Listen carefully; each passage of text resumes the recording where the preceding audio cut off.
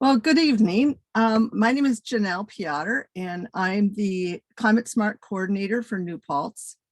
And tonight, I've actually debated what to call this presentation. I think it was something like 12 ways to make your yard fight climate change or something like that. But as I have been brainstorming all the ways that you can make your yard, your garden more climate smart, it occurs to me that there's more than 12. So we might just name it something else. I'm not seeing the icon that says this is being recorded. Do you all see that?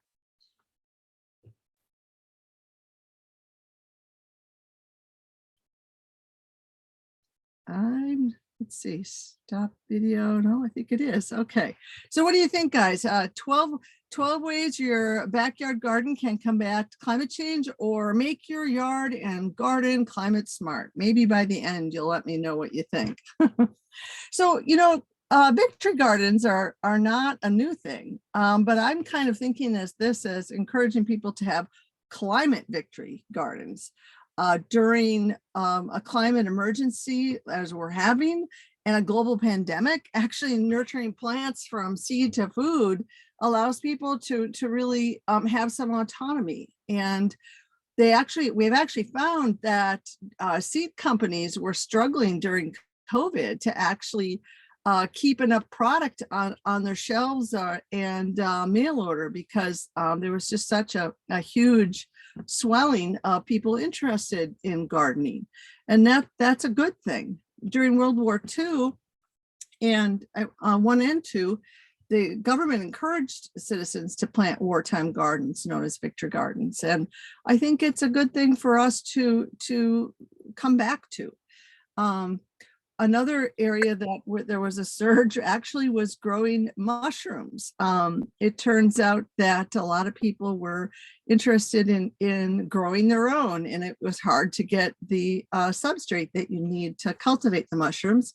Also, sourdough bread. There's a real joy that comes out of making things from scratch and taking the time. And when you think about it, that kind of thing is actually climate smart because if you grow your own vegetables, you are growing them close to home. It doesn't get any more local than that, as compared to, say, getting vegetables that were grown in California or probably most likely in the winter, even further afield, like Mexico or South America. So growing a food in your yard is local as locally grown produce gets. And it will also have the benefit of decreasing your grocery bill and providing you with a steady supply of in-season vegetables. Eating in season anyway is definitely more climate smart. I've noticed that you can buy asparagus now pretty much year round, but it gives me pause to buy asparagus in January when I know that was not locally grown. So by growing your own vegetables, you really start to get more in tune with what is in season. And that is definitely more climate smart. Another way to really enjoy a variety of fresh fruits and vegetables without having to grow all of them yourself is to gather a group of friends and neighbors who are also interested in gardening. And, we all have different kinds of properties. Some have full sun, some have more shade, and you have different skills. Some people have had a lot of success growing greens and other people more success growing root vegetables. So I think there's ways of doing this in a more cooperative way where we can all help each other locally. I know I have a friend who wanted to garden but had really nice land with full sun, but he just didn't have the time and energy to garden it anymore. So we hatched a plan that I come over and actually plant some of our full sun varieties at their property nearby. And at the end of the season, we still share everything. And he and his wife enjoyed growing flowers. So they grew a lot of the flowers, and I got the benefit of cut flowers, and they got the benefit of more vegetables. So it was all good. One of the tips I would recommend when it comes to whether you're gardening for vegetables, or even if you are just more interested in landscaping, cover your soil. Keeping your garden soil moist is vital for healthy plant growth. And you don't want to be watering and then just having it all evaporate. So covering soil with mulch or cover crops definitely helps keep the weeds at bay. It conserves water and it prevents soil erosion. I've gone through Idaho in the spring when I could see that everything, there's so many pesticides and herbicides that meant there was not a single green blade of grass or weed or anything in sight.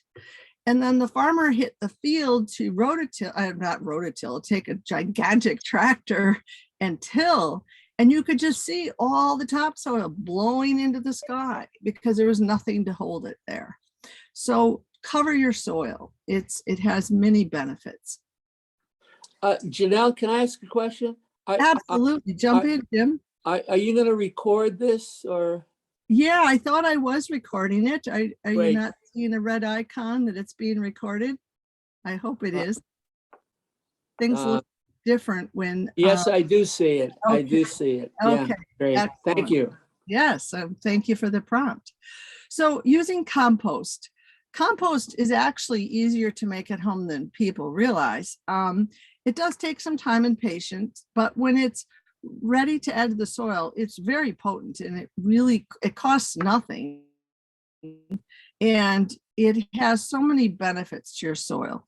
By adding compost, not only are you adding things like nitrogen, and when you see those eggshells in the picture, you're adding some of the minerals to your soil, but you're also adding humus, you're adding fiber, structure to the soil, which is very important because it also helps add beneficial soil microbes.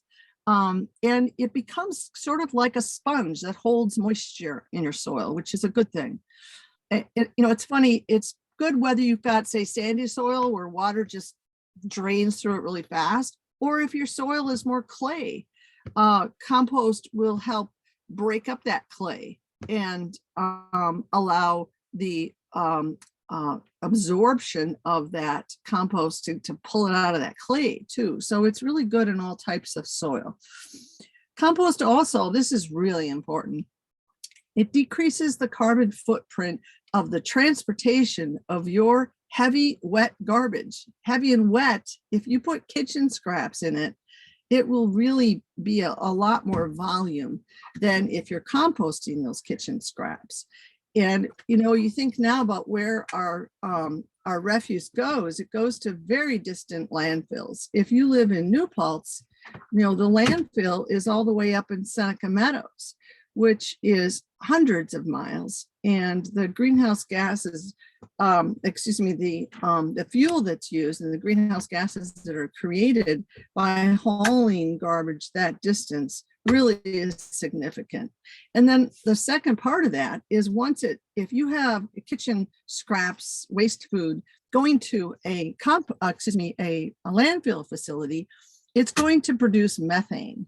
Methane is produced when food, kitchen scraps, etc., are not composted, but rotting in an anaerobic environment. That's what produces methane. Methane is a potent greenhouse gas. So anything we can do to have food breakdown, not in an anaerobic situation, but an aerobic situation, such as compost, that is going to reduce the impact of methane. So what do you do if I've had some people say, well, oh, but I have an apartment. I have no way I can compost. Well, you still can. What you can do is you can collect your compost, and maybe after a week or a few days, you're going down, what's the name of the road that the community center is on? You can go to the New Paltz, for example. The community center has a community compost pile right there in the front. You can dump it there. You can also take it to the New Paltz transfer station. They also collect compost there. Sometimes there are public locations that you might not even know about, like the gym, the church on Huguenot Street there. Right, the Reformed Church of New Paltz has compost piles. Yeah. Yes. Yes, that's three places that I can think of right offhand, right in New Paltz, that are publicly available to the community. And where, you know, I think on this call, we have someone here from Saugerties. I'm sure there's places there too. So know that it is definitely still worthwhile collecting your vegetable, fruit remains, eggshells, all of that, even if you can't compost at your own place. Another option that not everybody knows about is vermiculture. What is vermiculture? That is essentially decomposition using various species of worms. In the past, I've used a worm type called red wrigglers, which is visualized here by this picture. They are indeed kind of red. They're sort of small, but they do a dynamic job of eating the vegetable refuse, and then they make vermicast or worm poop or castings, as it's sometimes called, and that really enhances the finished product. And all you really need to make vermiculture is you can actually do it indoors. I had a situation where I used to live in Wisconsin, and for years, I took the compost out the door, trudged through the snowbank, got to the compost pile, and it was a bit of an effort. So I discovered that I could do vermiculture inside in my basement. And what I did is I just took a couple of big old Rubbermaid kind of containers that were I found at the discard place, and one you have on the outside, you want one that doesn't leak, and then I put a slightly smaller one on the inside of it, and I purposely drilled a whole bunch of holes in that, small holes, not big ones, but a whole bunch, so that it had good drainage. And then I set that inside container on top of a couple of soup cans, just to give it a little bit of elevation, because the substrate for vermiculture, you want moist, but not soaking wet. You don't want to have standing water in it. So what I would then do is shred newspaper, and newspaper is perfectly fine to use. They use soy inks. I wouldn't use like the glossy flyers, but rather just straight up newspaper. And you can shred it by hand. I used to have my kids do it. They kind of thought it was fun. So you put the shredded newspaper in there, a little bit of moisture, kind of like sprinkle the newspaper so it starts to get a little wet. And then you just throw your vegetable fruit scraps in there. You just kind of pull aside the newspaper and pop it in. And you need to get your first batch of red wigglers or similar kinds of worms. I went to a local place that a lot of people threw grass clippings, and I pulled apart those. I kind of dug down into the grass clipping pile, and sure enough, they were there. And all you need is kind of one clump of these worms, and they'll get going and they'll reproduce themselves. And so over the course of the winter, I was able to put all of my fruit and vegetable scraps in that container.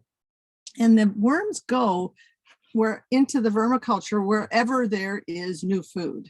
So if you want to get to a point where, okay, I want to start using some of this vermicompost, then what you do is you put just the food scraps on one side, and the worms will make their way over to that side of the container, and then you can dig out the finished product on the other side. It actually worked that way.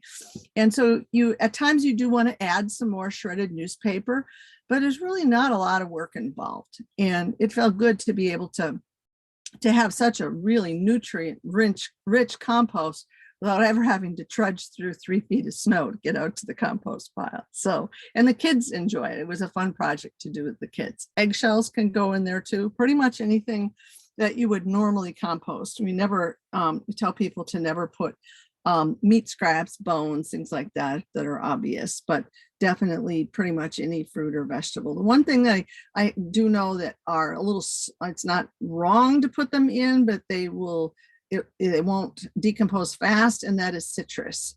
So like half a lemon peel, for example, it'll take a long time. So if you cut that up a little bit more, chop it up before you put it in, that would help.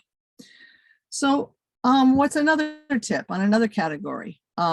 For a bit of humor, go all natural. No, I'm not suggesting making gardening. We're talking about not using pesticides, not using herbicides. Skip the harsh chemicals and the man-made fertilizers, which are made from fossil fuels. So you're right back into climate change if you're using fossil fuels. And instead feed your garden with compost. And by utilizing organic pest controls and companion planting, you can actually prevent a lot of infestations and disease. It's really important to plant a whole bunch of varieties as much as you can, rather than just one single thing or a couple of favorites. And also you want to really mix it up. So I used to be very kind of like, oh, well, this is my flower section of the garden and this is my vegetable section of the garden. And in fact, if you interplant, the garden does better. For example, marigolds are a good repellent. So you definitely want to plant a lot of marigolds within your brassicas, like the broccolis and cabbage and all of that family. And certainly, going au naturel is healthier for 100% as compared to having to resort to chemicals. If you really look at a lot of, unless you buy organic food in the grocery store, you are definitely eating a lot of chemicals and plastics. We're finding out too that get incorporated. Another slide that I haven't added yet, but I'm going to add it and tell you about that now, and that is the issue of plastics and gardening. If you buy seedlings at, say, a big box store or almost anywhere, seedlings usually come in what? A plastic little box. Can you recycle those little plastic black boxes? No, you cannot. They're garbage. You cannot recycle those. So to the extent that you can, I would encourage you, one, to direct seed. A lot of fruits and vegetables, it surprises me when I see things in big box stores or grocery stores, seedlings like, say, lettuce plants in a little plastic box. It's so silly to me because those actually do just fine to direct seed. You do not need to get a head start with lettuces, with beans or peas. Some of those things don't even do well by starting with seedlings. But the only ones that you really need to start ahead are those that need a really long growing seedling, like some of the tomatoes, maybe cauliflower. A lot of the squashes, people like to pop in those plants because you kind of have an instant garden, but you're paying a price. One, a lot of places, they're not using organic fertilizers. They're using fossil fuel produced fertilizers to grow them. They've had them in a greenhouse, which is very energy intensive. And they're probably in a plastic box. And furthermore, what a lot of people are coming to learn is that the material that they grow them in, the seed mix, is made from, I'm trying to grab the word for you, sphagnum moss. That's not the right word. Help me, somebody, if you can think of the word I'm trying to think of. It's harvested from bogs in Canada. Peat moss. Peat moss, thank you. Peat moss. Most of the plant mixes that you buy, potting soil, is peat moss. Now, peat moss, it works well for the purposes of starting seeds. The bad news is we are destroying our peat bogs. Canada is stripping its peat bogs to sell it to the gardening populations. So why not make your own seed mix and not destroy peat bogs? You can do that with that compost you made. You can make your own seed mix. And in fact, there are some real advantages to taking some of your garden soil, mixing it with some of your compost and starting your seeds in that, because then the plant doesn't have this shock going from, wait a minute, I was in this nice, I got all used to this nice peat bog derived seedling mix, and now I'm thrown into this garden with totally different soil. And so sometimes the plants actually don't do that well. So I would suggest, if you're able to start some seeds in your house, just start the ones that really need to go in ahead. And you can look up, get a chart for which those are, and get what's called a seed blocker. I also need to get a slide for you on that, but a seed blocker is a way of compressing soil into these little blocks. And the seed blocker is made from steel, and it's called containerless way to start the seeds. They're like sectioned into little blocks. There's a little compression. One of the advantages of that too is it does what's called air, what's the word? Air shearing. Like a little seed does not like to have air on its roots, so it purposely doesn't go all the way out. If it hits plastic, it'll just grow around that plastic. And some seedlings actually get root bound in the package, especially if you buy seedlings in a little plastic 6-pack, and then you maybe sit them inside, water them for a few weeks, you finally get around to planting them, you pull them out of that seed pack, and I'll bet you a lot of them are root bound, and they will not do as well. It's air pruning. Thank you. That is the word I was looking for. Thank you very much. Air pruning. Yes. By using a seed blocker, the seedlings will naturally air prune, which is a good thing. And I also, when I was talking about seedlings, when possible, it's better to water them from the bottom than pouring water on top. If you're starting things ahead of time, you can just pour a little bit of water in the bottom of a tray and let the seedlings draw up that water from the bottom. So that's a good thing. While we're talking about plastic, so other plastics that I see as really being an issue. Let's say that you're not vegetable gardening, but you're doing landscaping, and you've heard that it's good to put mulch down. And so what I see people doing is spreading out black plastic, landscape fabric, and then pouring a bunch of mulch on top. What's the problem with that? Well, eventually, and sometimes it doesn't take that long, that plastic will break up. It doesn't decompose, it just breaks into smaller pieces of plastic. And now you have sections of your garden that are covered with little teeny tiny pieces of plastic, which is not a good thing and not climate smart. What's a better way?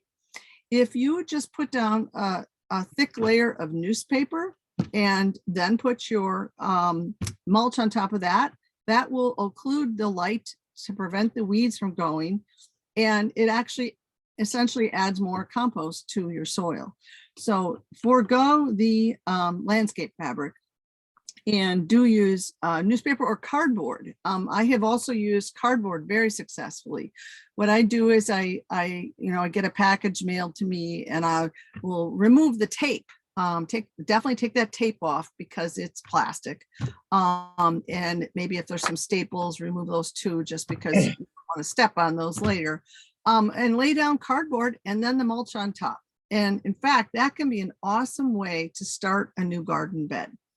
I definitely encourage people to shrink the lawn. Less lawn is better. But I don't know about you, but if you've ever started a new section of garden in an area that previously was turf, grass, it's a job to dig it up and shake out the soil from the turf.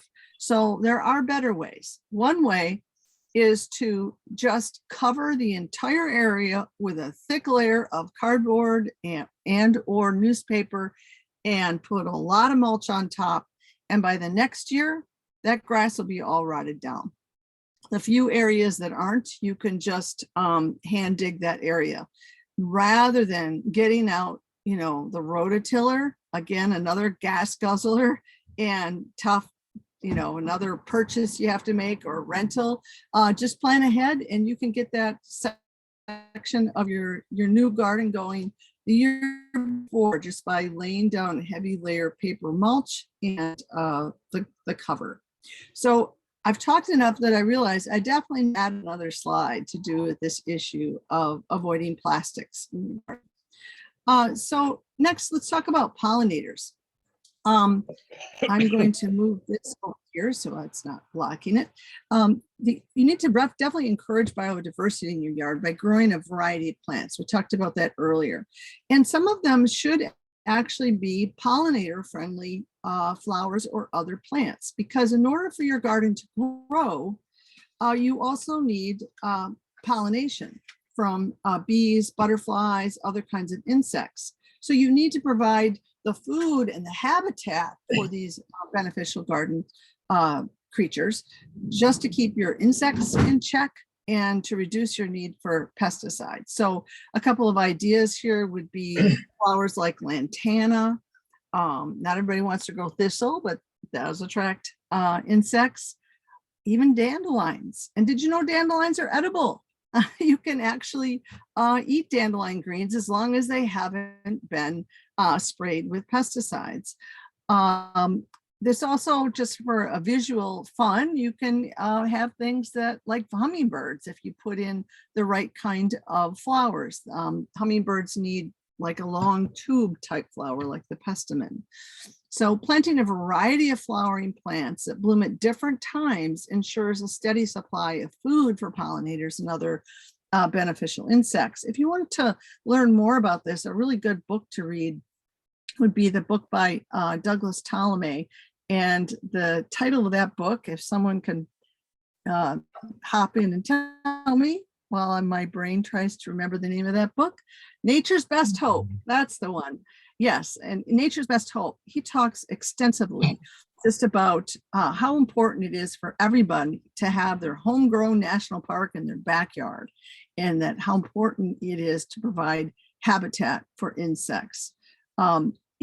In this ever-developing world, every piece of nature seems to be bought up and developed and covered in concrete. So we need collectively to create kind of our own habitat in each of our backyards. Gone are the days, in my mind, of thinking that a huge lawn of green grass and a couple three little trees, bushes in front of the house is landscaping. To me, that is not the way to go. We need to provide habitat because they're losing it everywhere else. So let's talk about a little bit about choosing the right variety, because that's really important. Again, in Nature's Best Hope, Douglas Ptolemy talks about how we've been in often cases, what's the word? Deceived by even some of the garden centers. You think if it's something sold in a garden center, it's good to plant, right? No. For example, barberry. You can still find barberry for sale in New York, and it should not be planted in New York. It's an invasive. So you really want to do your homework a little bit when you go to a garden center and not just buy what looks pretty, but do some research on which plants are considered natives, which are not invasive, which ones have species that use it as a host plant, and plant those. So for example, I discovered hydrangea. Hydrangeas are beautiful, but unless you plant the right variety of hydrangea, it will not be a host plant for any of the insects. So you want to pick the right, and I actually prefer the native species of hydrangea. I think they're quite beautiful. What would we have people on this call? What are some native species that you really like to add to your property that you think are a good alternative? Mark or Miriam, do you have some thoughts on that?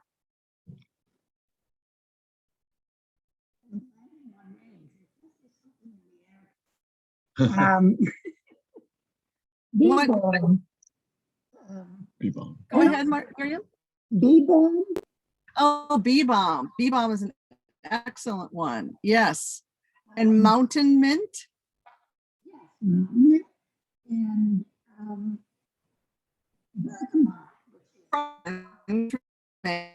bergamot.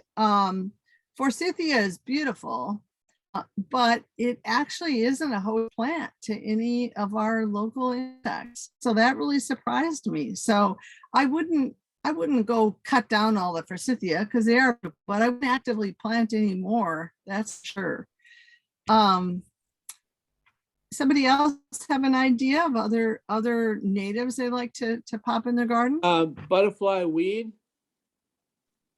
Butterfly weed. Okay. From And Janet. okay, from Janet, thank you.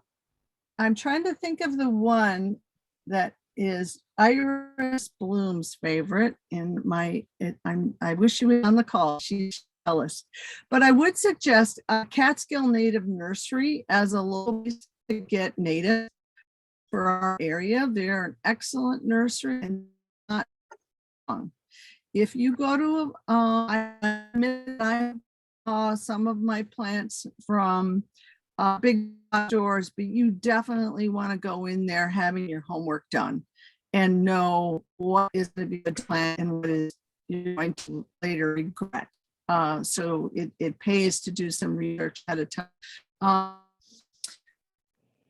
Let's see here. And another thought is to plant things with some intention to what I would call permaculture.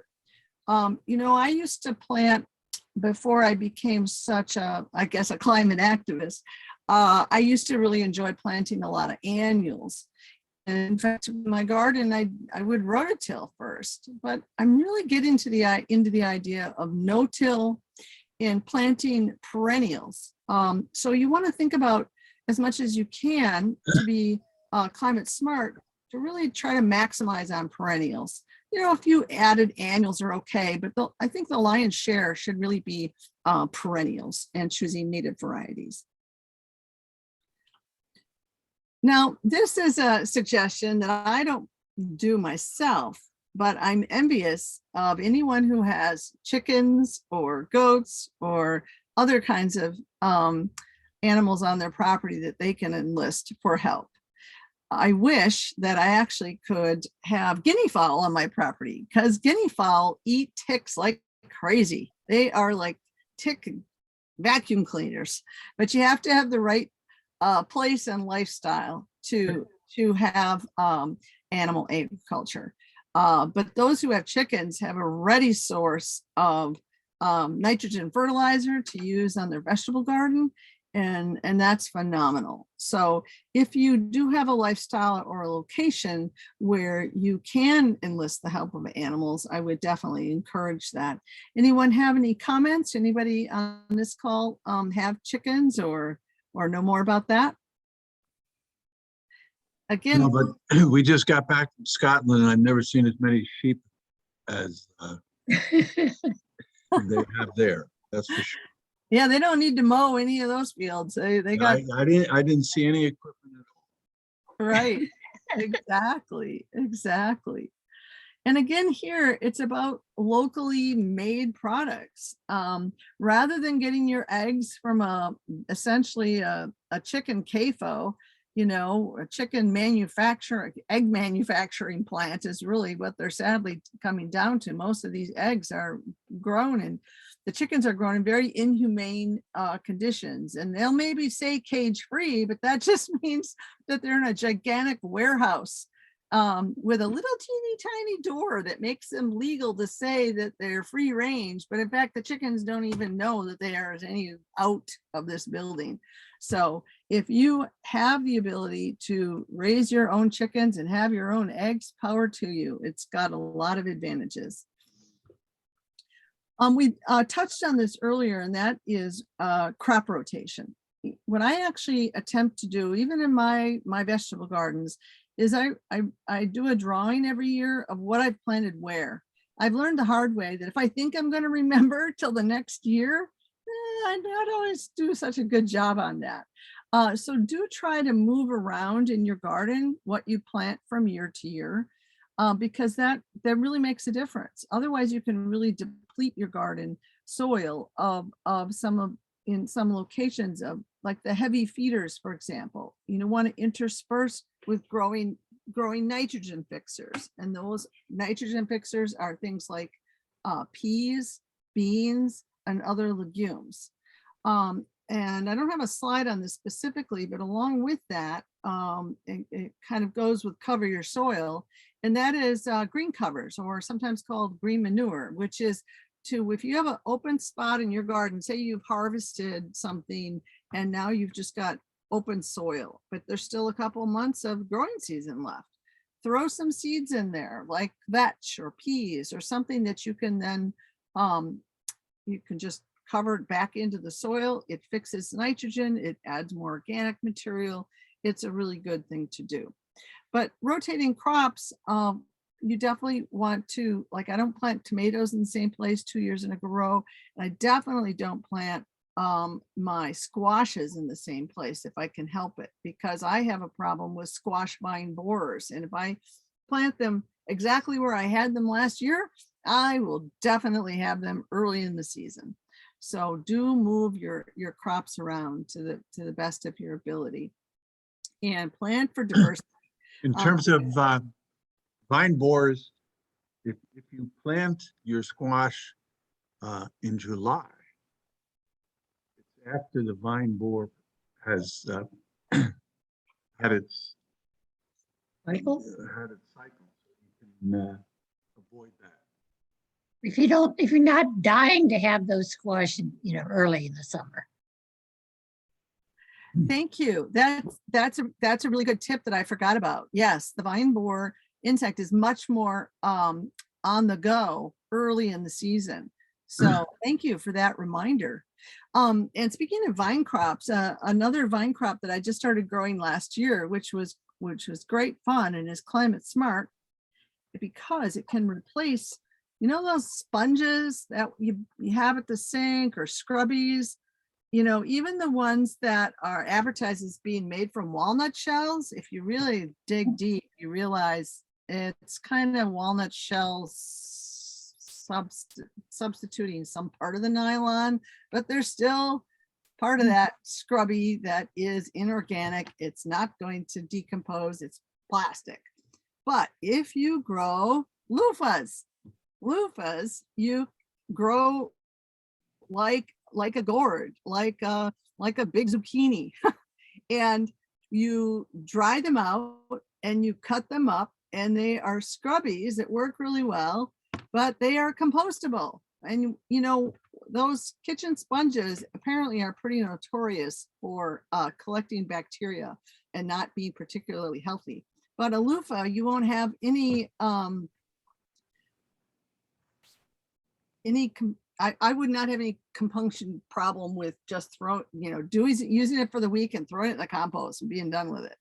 And there's a lot of other uses for loofahs. I had to laugh when I first posted that I was growing loofahs. I had so many people say, I thought those grew in the ocean. Like, no, they are a plant, and they grow up. They like to grow up. So it's good to have supports for them. So I grew them up another structure that I actually have Arctic kiwis. And that is a perennial plant. Arctic kiwis are the size of little green grapes. You might think kiwis, oh, we can't grow those here, but Arctic kiwis you can. So I interplanted my loofah sponges and my Arctic kiwis because they both like the same structure to climb. So this one, I wanted to change the name of this slide, because stick to manual labor.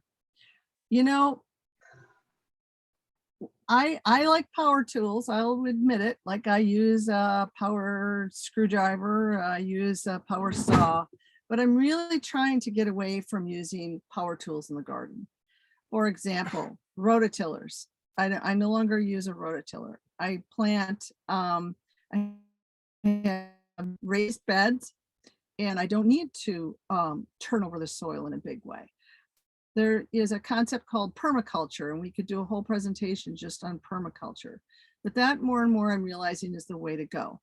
We, we used to think that garden soil was beautiful soil if it was all loose and airy and almost kind of like powdery. I remembered a friend who used to just rototill all the time. It was very loose and there weren't any weeds, but in fact, it turns out that soil to be most healthy needs structure to it. And it needs to have a lot of bacteria and biology happening within that soil. That is really what is the healthiest soil. And you are compromising it if you're rototilling all the time. So instead move towards raised beds and permaculture. And in terms of lawn mowing, I really encourage you to, number one, shrink your lawn, make your lawn smaller. Because lawns, you can't eat your lawn. And the sections of lawn that you do keep, an electric mower can really be the way to go. They have, the energy that it takes to power the mower. Obviously, you got to plug it in and charge up the battery. But in terms of, you just look at the math on that, the greenhouse gas, the fossil fuels used to run the power mower and the exhaust from a power mower is so much worse than using an electric mower. So I would recommend electric mower, or even the old push model, those old rotary reels, or a small lawn that can actually work. I caught myself some years ago thinking about the fact that, does it make sense to hop on a power mower and run around the yard a bunch of times to mow the lawn so that you can go to the YMCA and work out? No, just get your exercise by pushing your mower. You can get some pretty good exercise just with mowing your lawn. Also raking. We seem to have developed a real addiction in this country to leaf blowers. And there are municipalities that are actually making the use of leaf blowers either illegal or curtailing the hours that you can use them. Leaf blowers, again, we're talking, is it a single cycle? It puts out a lot of exhaust that's very nasty, air pollution, and it's very noisy. You see, professionals, they always have ear protection, but what about all the neighbors? Nobody else is wearing ear protection that's standing in the vicinity of these leaf blowers. So definitely they're harmful to the environment. And I would recommend the good old rake as pictured. Do anybody else on this call have other suggestions of ways to avoid power tools in gardening? I would be remiss if I didn't mention the Ruth Stout method of gardening. Anybody ever heard of that? Ruth Stout. Very interesting story. Ruth Stout is I think a New Yorker originally.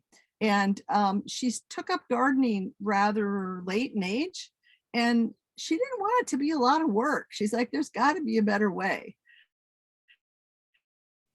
She developed this way, and it became called the Ruth Stout method of gardening, where you cover the entire garden bed with a thick layer of hay, not straw, but hay. And ideally to do that in the fall. And we're talking about like at least this much hay. And that hay over the winter will break down somewhat. So it might, come down to just this much by spring, but it includes all of the weeds. And it preserves that structure of the soil. And then all you have to do in the spring is pull apart that little section of hay and put in your seeds or your seedlings that you grew in root blocked soil from your own compost. And then you have kind of a weed-free area for that plant to really take off. And advantages of that method are that you have your built-in cover for the soil. We talked about how important that was to prevent evaporation, to hold moisture in the soil. And things like your viney crops, they love it because they can just grow right over the top of that hay. So check it out. You can find more information about that online, the Ruth Stout method of, I think she even had the word, the no work garden or something like that. Why hay, you know? I've wondered that myself, but my understanding is that is because hay has more nutritional value. Straw is sort of the chaff left from growing another product, and so it doesn't naturally have additional nutrients to add to the soil. The hay, when it breaks down, will add more nutrition to the soil, and you do have to replace it. You know, you lay that hay down, ideally every year, adding another layer on top. And I've seen people that have gardened this way for years, and their soil is so deep. It's amazing. It'd be great for growing potatoes that way, because every year that soil gets a little deeper. And do know in our area, you gotta, I say, garden in a prison, unfortunately, i.e. a really good fence, because deer are a problem. So if you're new to gardening and you are in an area that has deer, which is pretty much all over, you definitely need to protect from the deer. So this person, I'm thinking of this just because this person had a fenced in area, and the entire area was covered in hay. And I said, what are you doing? And then he told me about this method, and has great success with it. So, you know what, another aspect to being a climate smart gardener is to really keep an eye on it. You know, there's you need to have a close relationship with your garden to really spot things early before they become a problem. You know, things like potato beetles. I'm trying to think of what's that other kind of beetle that we have problems with occasionally? You pick off the beans. I'm looking to my husband because he's helped. Oh, ladybug? No, that are Japanese beetle. Japanese beetles. You can hand pick Japanese beetles. You go out early in the morning with a jar and you just pick them all off. Or in the evening. You don't need to resort to chemicals. Also, we love kale. We grow a lot of kale. And kale, you get the brassica worm that gets on there. And those also you can hand pick and get rid of them if you don't allow the infestation to just, you know, overwhelm the garden. So getting out, you know, it's not just about planting in the spring and harvesting in the fall. You really need to get out there pretty often to kind of keep an eye on things to be able to avoid having some major problems. How about row covers, you know? Yeah, good idea. Go ahead, share more about that, Mark. I'm asking you because I don't use them enough. Yeah, I have used them in the past. Row covers are a kind of a thin material. It's white. Unfortunately, it's not organic. I'm sure it's probably some kind of spun plastic. The key thing, if you do use those, is they do break down over time from the sun, from UV. So what I would recommend is if you have a situation where you do really want to, let's say you want to protect your broccoli from the little white moths that love to lay their eggs on broccoli, you can put that floating row cover over the brassicas, and you want to tuck it down on the sides with rocks or something on the soil. But then when you want to take it off when you no longer need it and get it out of the sun, because it will last many more seasons if you get it out of the sun. If you have it out all the time, it's just going to break down fast. So that is an option. The floating row covers reminds me also of something we haven't talked about, which is the use of cold frames. Floating row covers you can use in the hot weather in the middle of the summer because they allow air to move through them very easily, which is a good thing, so things don't overheat. In the spring and the fall, however, you can really extend your season by adding cold frames. And again, this is climate smart because for a lot of people, you know, come maybe September, they go, oh, gardening's over. I got to go buy my produce at the store, you know, get it shipped from Mexico. But in fact, you can grow greens really almost till winter. I certainly have. If you have what's called a cold frame. And a cold frame is where you can recycle windows. You know, when people replace windows, a lot of times there are windows that you can just get for free. I used a lot of storm windows, and you want the storm windows to be kind of at a slant, not quite a 45, but a bit of a slant facing south. And it is amazing how much you can extend your season by adding cold frames. And you want, like the beds that I've created cold frames with, I make it so that I can take those windows off by about this time of year, because otherwise you're going to cook your plants, because they really will get way too hot in the middle of the summer. But starting your I am growing things by March easily in the cold frame, and still harvesting in November, I would say, most years. So there's really only like January, February, maybe, I mean, sometimes kale we've gotten easily in December from our cold frame. So you can, I think that's another slide I should add, is to be climate smart, you really want to extend your season by adding cold frames. So that's a good tip. And to avoid insecticides, you may want to consider floating row cover if you really have some problems.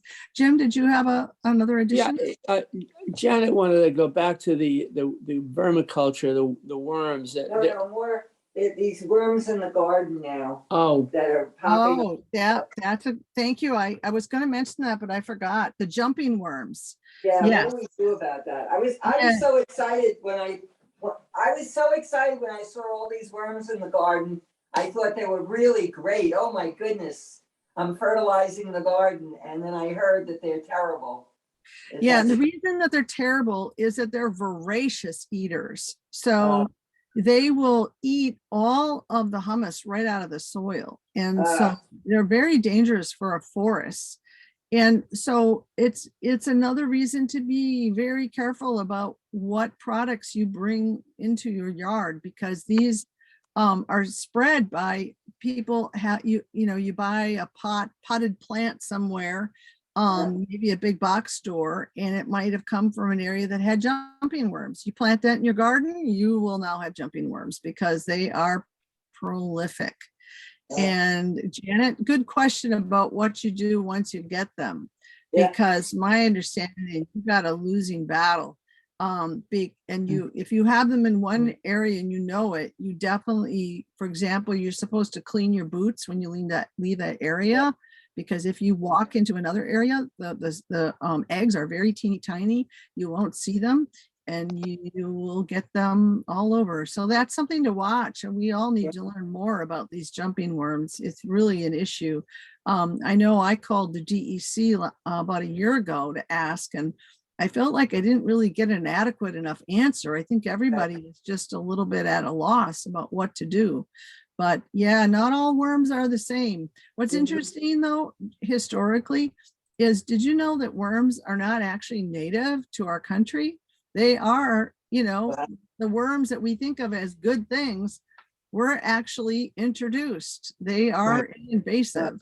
Now, as it turns out, your traditional, so to speak, red wigglers or these garden worms, they are beneficial, but these jumping worms just are too voracious. They just leave your soil depleted. And my understanding, they're going to be a real problem in our forests in terms of the regeneration and getting the new seedlings, because they will just eat the roots right off of, something trying to germinate. So yeah, stay tuned on that one. Yet another invasive to be aware of. For example, let's say a friend says, go ahead, Mark. What do they look like? What do they look like? I looked this up last year, and I'm trying to think of the technical term for it, but there's a band around every worm. It's like a lighter color. And I think it's the reproductive area, and it's got a special name, that band, and I can't think of it right now. But that band on a jumping worm is milky white. It's much lighter in color than on other worms. And they are called jumping worms because they really are much more active than a typical worm. I mean, you dig it up and it's just like goes kind of crazy. All right, thanks. Yeah. Sounds like we need to investigate that more, that issue, but thank you for bringing it up. Right, and also not, which I guess is obvious, not to put them in your compost. Correct, correct. Yes, don't put them in your compost. That's right. I mean, last year I found one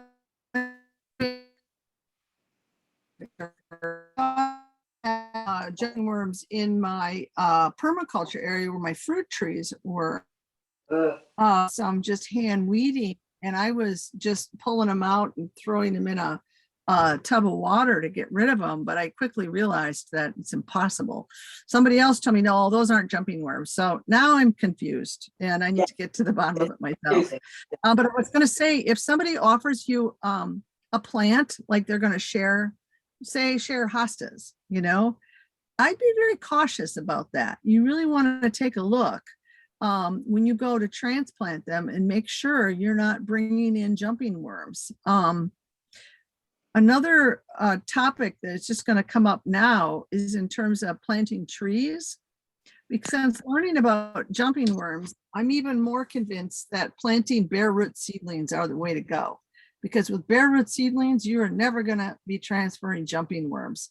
But if you're buying small trees in a pot, you better know where that soil came from, or you could easily be transferring jumping worms to your property. So in terms of climate smart gardening or climate smart landscaping, you know, you want to also think about ways to sequester carbon. And one of those, of course, is planting trees. I'm on my way back from a trip to see my children, and I ordered trees from, my favorite thing of the year is the Saratoga Nursery DEC bare root tree sale. And you can get 25 trees for about $25. And you know, bare root seedling do better than a couple of year plant that's larger that's in a pot, because bare root, if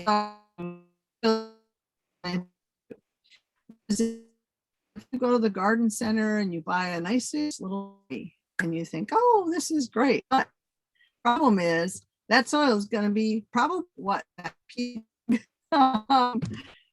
soil, and the tree is going to go, oh, I don't want to leave this nice little pot with all these artificial fertilizers in it and travel out to this, you know, somewhat harsher environment of the garden. I'm just going to stay here. And so they have a higher tendency to get.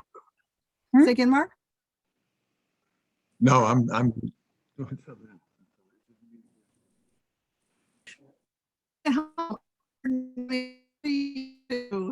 to get in the ground, and I'm willing to share. You have to buy it from the Saratoga tree sale. You have but you do have 25. And again, plant diversity is a very good thing. This year, the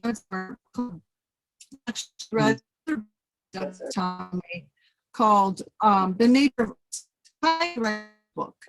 And in The Nature of Oaks, we are one of the to have on your property because they support hundreds of species of insects, whereas some trees support very few. So for diversity is always a good thing. And thinking about which trees more. I want to add something. No, just you're kind of breaking up a little bit. Is it? I don't know if it's on our end. I'm so sorry. It must have, it must be because of my internet. Let me take a look here. If there's anything I can do about that. I might have to re-record this when I'm in. Is it the audio or the visual? The audio. I'm so sorry. No, that's all right. We're, yeah. You know, we're getting most of it, but you are breaking up. Okay, thank you. What I might have to do then is re-record this with the audio so that it's not a problem. I'm using a hotspot, so it's not ideal Wi-Fi. My apologies. So with planting trees, you really are sequestering carbon, and for the long term. I always love that quote. When is the best time to plant a tree? 20 years ago. Yes. When's the second best time to plant a tree? Today. So research a little bit about, what kinds of trees to plant. Unfortunately, because of climate change, we need to be thinking about what our growing area is going to be in 10, 20 years. And for example, the maple trees are starting to, their ideal habitat is starting to migrate north. And there may come a time when you can only grow maple trees in Canada. So I talked to a forester that said they're literally starting to look at, say, your growing zone of what we are, 6A, 5B, something like that. You might want to plant for things that are on the edge of that growing zone south, because as our temperatures increase, that will become more and more, the right place to plant. Does that make sense, what I just said? Mhm. Yep. Yeah, so plant for the southern edge of your growing area, and that would be ideal. So select native trees that support pollinators. And I always go for diversity, because you never know whether it's gardening or landscaping, vegetable gardening or landscaping, stuff happens. You look at like all the ash borers, we lost all our ash trees. What if your property only has ash? Then you lost all your trees. So plant for diversity in the hopes that at least, if you lose one species, that you still have others, and you're planting for the future. You really are. And consider planting bare root seedlings instead of potted large trees. I've been told that, let's say you pay a lot of money for a large tree. They are expensive. So say you spend a lot of money on a large tree, and you also plant a 2-year seedling, bare root. In about 10 years, you compare those two, and the bare root seedling may have exceeded the expensive potted tree that you put in. So there are some long-term advantages with bare root seedlings. Sometimes you just need to do the potted tree because you need to get something going, say a new area, new property.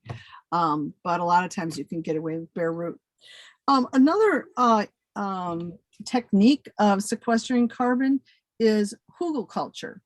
And that is a German word, and it essentially means to garden in hills. And the way you do hugelkultur is you take logs, branches, and you put them at the bottom of what is going to be your garden mound. I think of this last year, we had this huge ice storm and unfortunately lost a ton of branches. We lost trees. What do you do with all that? You don't want to just put it all in a burn pile. That would not be climate smart. Burn it and have all that carbon go up into the atmosphere. If you need mulch, you might want to chip it and use it as a ground cover. But another alternative to deal with all those branches, and that's one of the things that we're doing, we live on a hill, and as much as we can slow down water and not have it just run off, the better.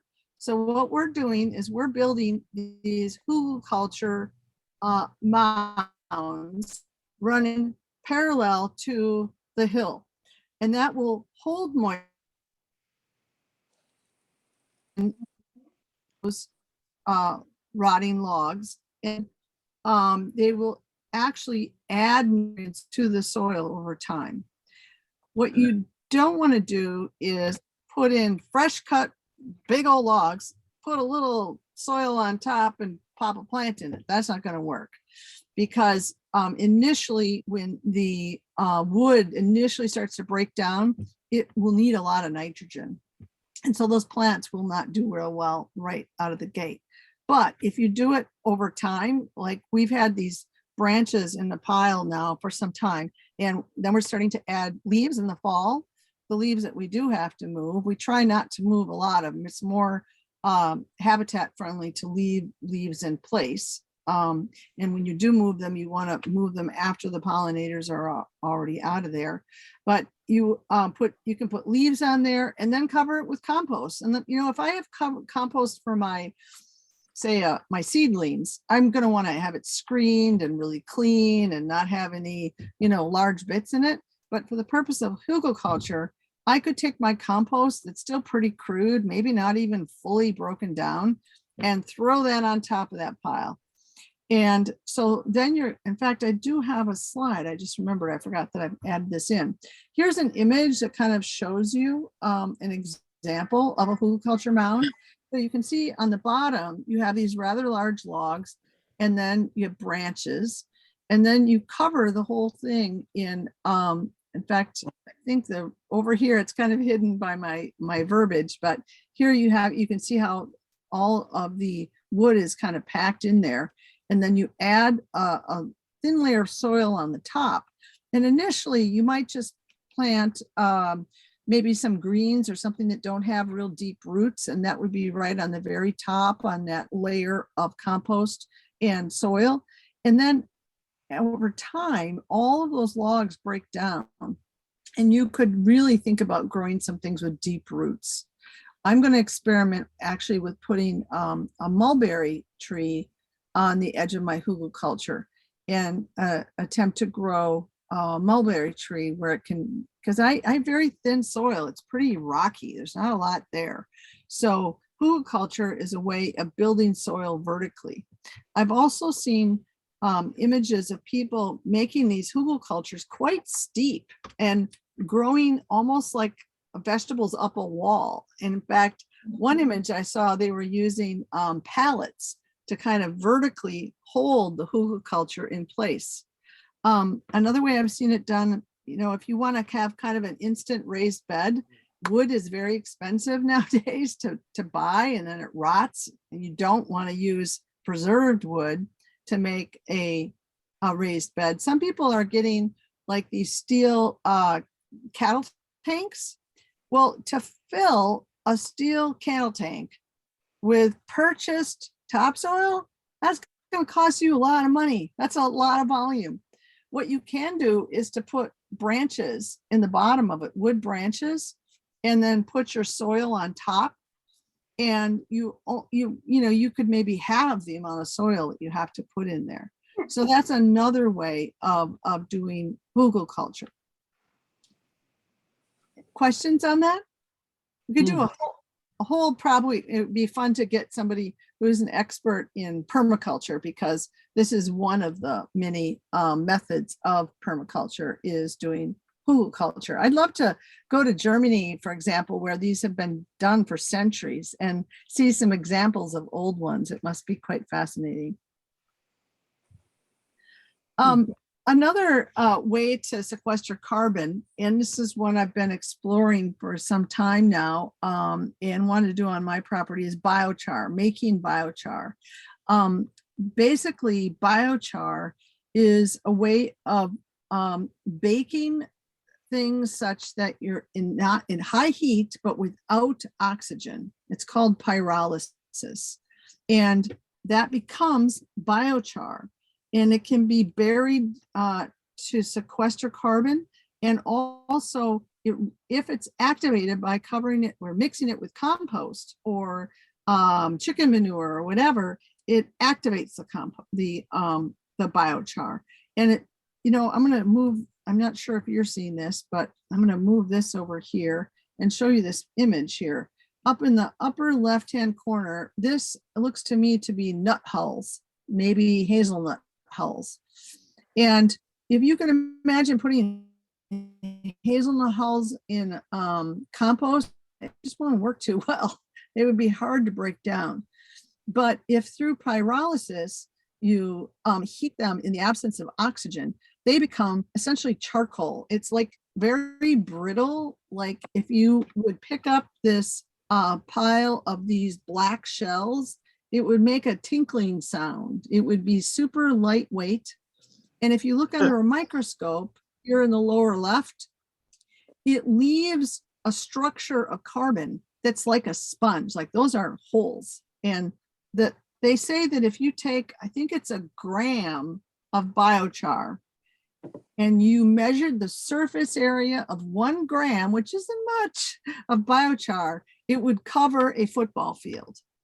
So by making all that surface area, that's what creates the sponge effect as shown here.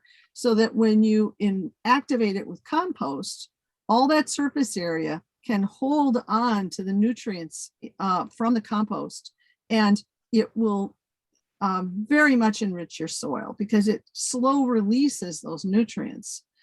A lot of commercial fertilizers, you will see like a greenhouse, for example, blue water stuff.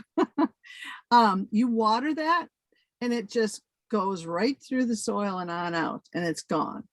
Whereas if you have compost or activated biochar, it holds it like a sponge. And so that plant can keep getting the benefit of those nutrients.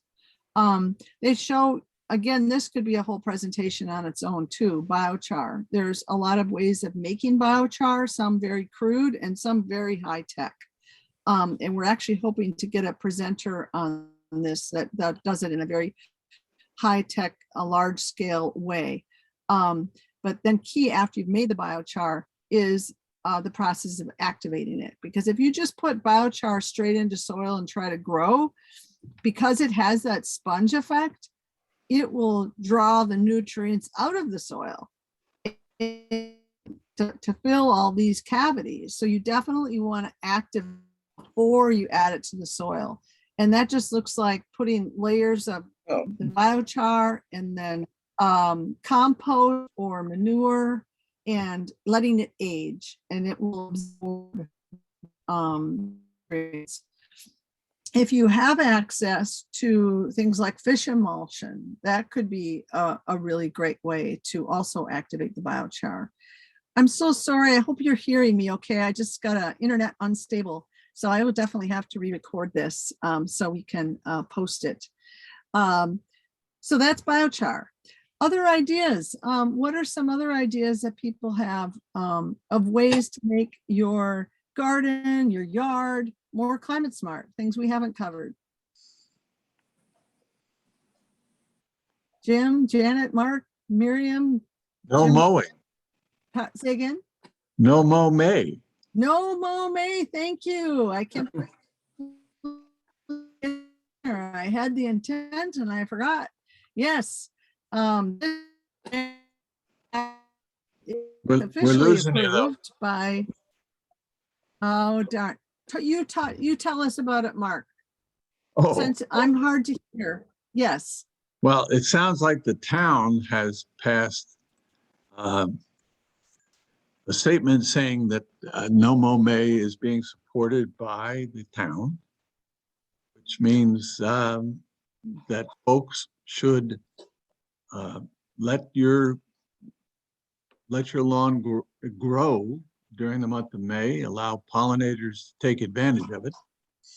And they are supporting it as a resolution. Is that not correct? I think That is correct. yes. Yes. Yes. And May was started actually in Appleton, Wisconsin, and at least in our country. And it is really taking off. I'm seeing more communities no mow May.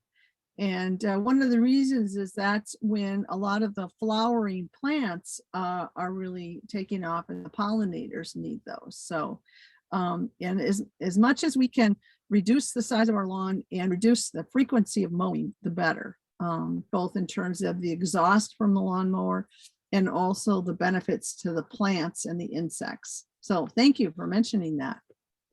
Other ideas? I've listed here some resources. When mentioning no mow reminds me also, there is a type of grass seed for areas that you do want to seed with grass. I highly recommend this variety called no mow Eco-Lawn seed. We Oh. actually have a section of our yard planted with it. And it's grass seed that it's self-limiting in how high it grows. Like, I don't think any area of our no-mow grass seed we never mow it. And it only gets to be about 6 inches. So it's unnecessary to mow. I think that the label suggests mowing twice a year, I think, but you really don't even have to. So really think about what variety. Like, I see people put in, say, Kentucky bluegrass sod. Terrible idea, because that's not adapted to our area. Kentucky bluegrass takes a lot of water and fertilizer to look decent. So it's a quick, so a developer will put in sod like that because it looks good fast, but it's a green carpet, but long term, it's probably not going to do well unless the soil is really improved underneath it. So this company, Prairie Nursery, is also a good place if you say want to plant a meadow instead of lawn. This company also sells seed mixes of various varieties. Some of them are deer resistant. I would never call any seed mix deer proof, but they do have mixes that the deer tend to not like as much. So that's another good resource. I added the resource Fungi Perfecti because it wasn't something we really talked about tonight, but that could be another way to be climate smart and producing your own mushrooms. Maybe you have an area of your yard that's very much in the shade and you can't grow green vegetables, but you can grow mushrooms. If you like mushrooms, that can be a great way of not having to ship mushrooms across the country, but grow them yourself. The easiest type to grow are ones called wine cap mushrooms. And you don't see those in the grocery store because they don't travel well. But if all you have to do is walk out your back door and pick them, you can, pick them and eat them the same day. They're wonderful. Those are called wine cap mushrooms. And they are grown simply on an area of ground that has been covered with straw or hay. And you buy like a 5-pound bag of pre-inoculated mycelium, and you mix it in with the hay and you water it. That's it. That's all you got to do. The hard part is you can't really control when they pop up. You have to kind of, again, that tip on slide about watching and being observant in your garden. You definitely want to observe, because when they pop, it's like, oh, feast or famine. But it is fun to grow mushrooms in sections of your yard that may not be conducive to growing full sun vegetables.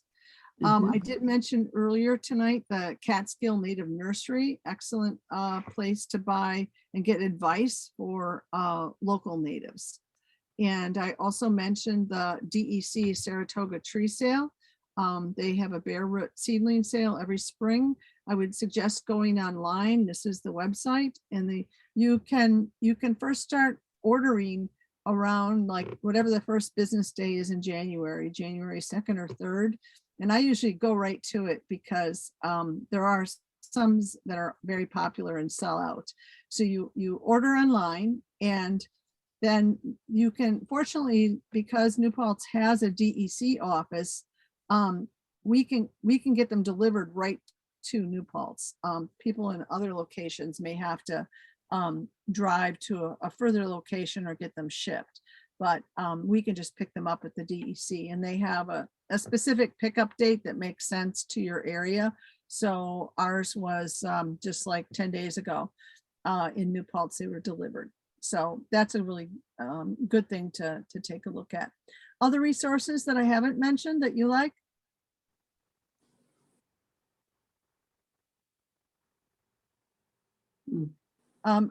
I didn't put it on here, but what is the name of that?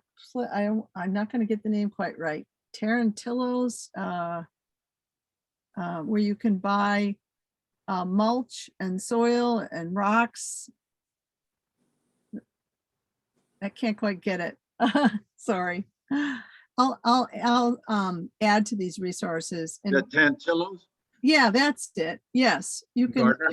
Yes, they have some nice compost and topsoil that you can buy if you need it. Oh, yeah. Yes.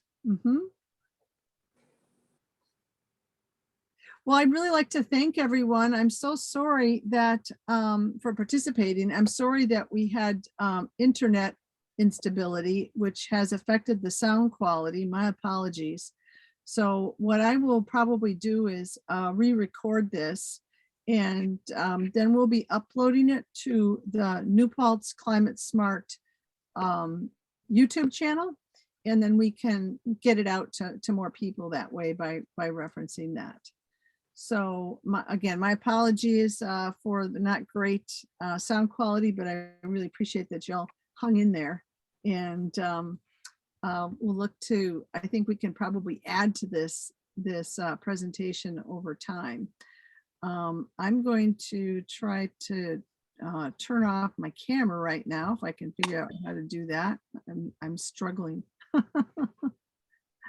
Oh, I hope it did record. I'm a little nervous, but then again, because the sound quality wasn't great. There we go. Stop recording. Okay.